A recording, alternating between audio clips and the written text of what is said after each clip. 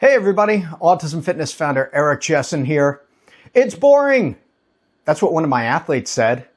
What do you do with that? When an athlete says, this is boring, or I don't like this, or I don't want to do this anymore. So at first, if you're like me, inside your mind, you're going, okay, what do I do about this? But then you say, all right, well, how can we figure this out so that it works for us, for our goals as a coach, as a provider of fitness, and for the athlete as well? So the first thing to take into account is that we want to respect the athlete. And when they're communicating something to us, we need to take that into consideration. And while it may take face value, if the camera is moving around, that would be my cat. Flashes, stop trying to get into the video. All right, beyond feline interruptions here. So how do we figure out what to make of this? If we're taking it at face value, okay, the athlete at present is either finding exercise aversive, or they want to do something else, or even any type of task that has disrupted their schedule, or them not wanting to do anything or just wanting to do preferred activities is the reason why they are making this claim, right? So we have a couple different things that we want to keep in mind. Number one, respecting the athlete and the communication that they're giving us. At the same time, fitness is really important, and we want to establish a routine. We want this to be something that the athlete has in their life. So them just simply saying in the moment, this is boring, does not mean that we push the red button and say, okay, you never have to do it again. It's all right because it's boring. That's not the worst thing that could ever possibly come out of an athlete's mouth. After over 20 years of implementing fitness programming for the autism and neurodivergent population, I've had a lot of things said around me, to me, directly at me, that have been far worse than it's boring. So some of the things that we can, and this is all in the span of maybe 5 seconds of processing on our part, some of the things we think of as, okay, is it that the athlete is having an off day? Are they having an off session? Do they truly feel like the thing that we're doing right now is boring for them and they'd rather do something more fun? One of the keys here is to not go to extremes and think, oh, just because they're saying it's boring, this needs to be turned into an amusement park right now, and I need to gamify everything. I can tell you from experience that going the complete opposite direction often backfires because it's much more than we need to do in order to sustain that athlete's attention and their engagement of this session, right? So we don't need to turn everything into a gamified, everything needs to be fun as possible universe. A couple things about that. Number one, as our athlete becomes more familiar and more capable and more confident in the exercises, then they are likely to take on a more reinforcing relationship for the athlete. So the athlete is actually going to enjoy exercise more as they get more familiar and better at it, as do any of us as well. So if you're in an unfamiliar environment, I've walked into gyms that I'm unfamiliar with and I'm thinking, where are the machines? Where are the free weights? How is everything situated? Am I used to the lighting? What kind of music are they playing? All of these things. So we have to take into account the other environmental stimuli for the athlete as well. Again, not taking away from the fact that this athlete has given us a communication, this is boring, or I don't like this, or whatever. All right. So from there, okay, well, the information that the athlete is giving me, what am I doing with this? Am I doing something with it? Am I doing nothing with it? Am I doing something big with it? Am I doing something small with it? Because oftentimes making little changes can make a big difference. And again, I've made the mistake in my career also of trying to make big changes when it was just a small little thing like adding an extra choice or adding an extra break or informing the athlete of, okay, you've got 2 more exercises and that's it. This is a process that we have with our athletes as well. So for example, if we have an athlete who wants to do something different, it doesn't mean that we change out every single exercise. That doesn't make sense from a physiological perspective. Like, they need the exercises that they need at that time, at the appropriate progressions or more likely modifications. And if we change them all out, then they are defamiliarized with the process. So now we have relative chaos, and we don't want to live in relative chaos here. Let's come back to this story. My athlete says it's boring, and my response first, so the first thing that I try is offering choice, because I want the athlete to be a willing and engaged participant in this program. So I say, okay, do you want to do a different exercise? Let's go over to the board, and if you want to choose sandbell slams right now instead of overhead presses. This athlete, by the way, his least preferred exercise is overhead presses.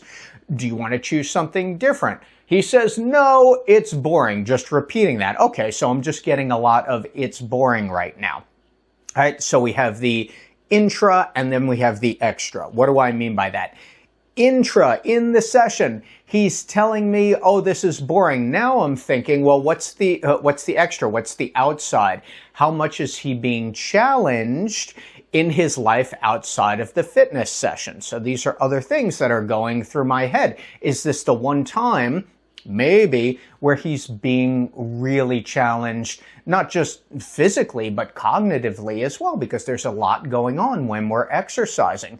This is something that in our Autism Fitness program we find happens a lot, where an athlete tends to have very low demand placed on them in the outside world. So as soon as we are asking them to try squats or presses or push-ups or band rows, it becomes aversive because the athlete is not used to that level of either complexity or that level of demand situation. All right, so we have to play around with those parameters as well and figure out, okay, is this something that is distinct to our fitness session, or is this kind of going on everywhere? We may not have that information in the moment, but it's something to take into account also if this persists. All right, but we're getting somewhere good. So athlete decides that he doesn't want to change the exercise. So do you want to do this exercise? Do you want to do sandbell slams instead? No. Do you want to do band pull downs? No. What the athlete wanted to do was lie down on the box and just hang there for a while, where he wanted to set up his own obstacle course with the cones. Fine, we turn that into a contingency. So first overhead press, and then you can set up, an obstacle course. However,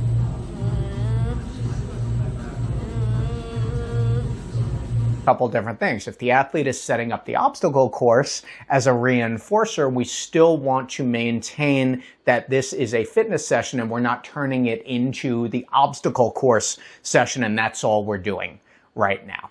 Right? Especially considering that I had worked for a couple of weeks with this athlete and was starting to get a good sense of his profile as well.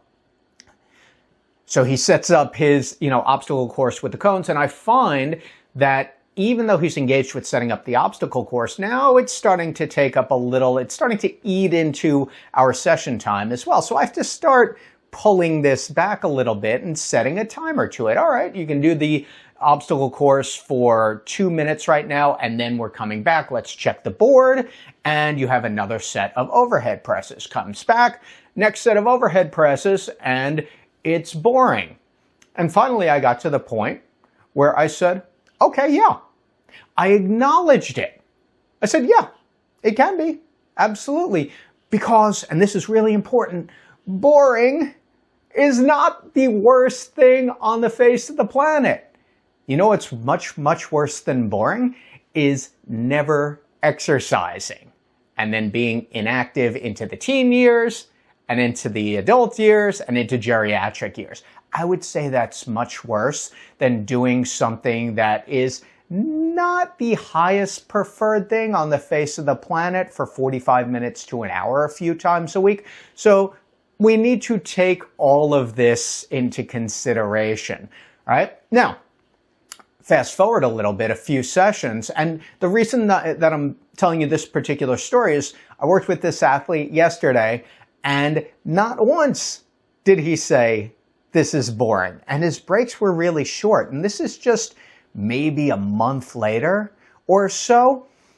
The keys to this, and I can't take all the credit for it because, he's still showing up and mom and dad are still bringing this, this adolescent, borderline teenager now into his sessions, but it's really consistency, continuity, maintaining the same program and not changing it around. Because from a physical perspective, and in autism fitness programming, of course, we use the PAC profile, physical, adaptive, and cognitive. From a physical perspective, this athlete needs a lot of the same stuff over and over and over. Why? Because it's effective, right? He needs to squat. He needs to overhead press. He needs band pull downs, right? He doesn't need to roll a ball across the floor because that's not going to do anything. We need the fundamental movement patterns to develop strength and stability that's going to generalize to the real world outside so that he can have a better, more independent, higher quality of life.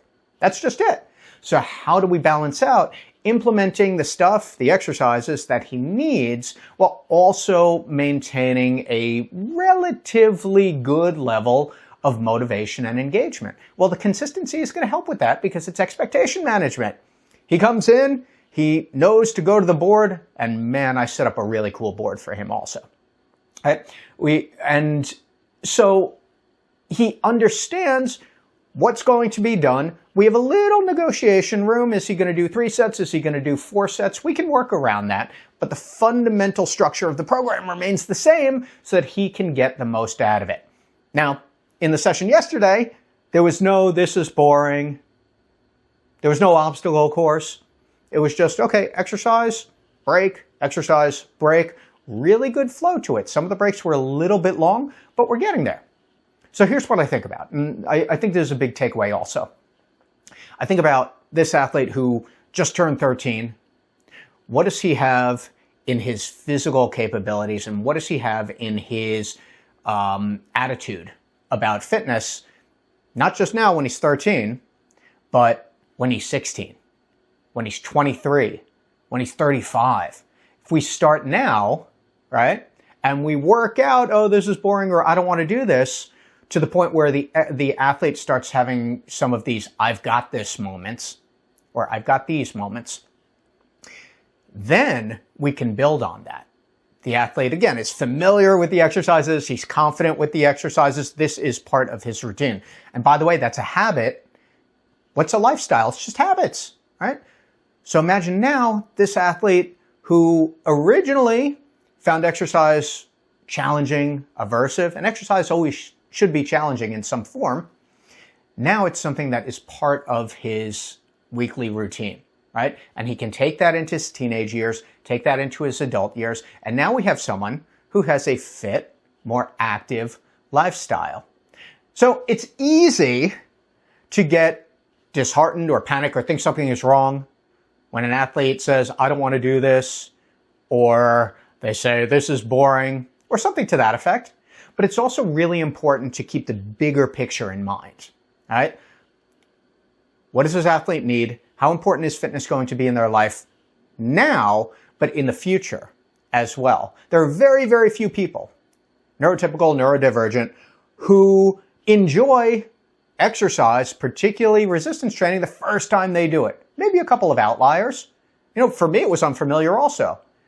But as we get those small victories, and this is true for our autism and neurodivergent population as well, as we get those small victories, really good things start to happen physically, adaptively, and cognitively.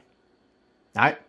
I'd love to know if you've had challenging situations like this, either from a physical perspective or, in this case, the adaptive perspective, adaptive meaning motivation and engagement in the session. I really want to know. I'd love to answer your questions. Leave those in the comments below. I love answering this stuff. If there's another topic that you'd like me to cover, then leave that in the comments below also.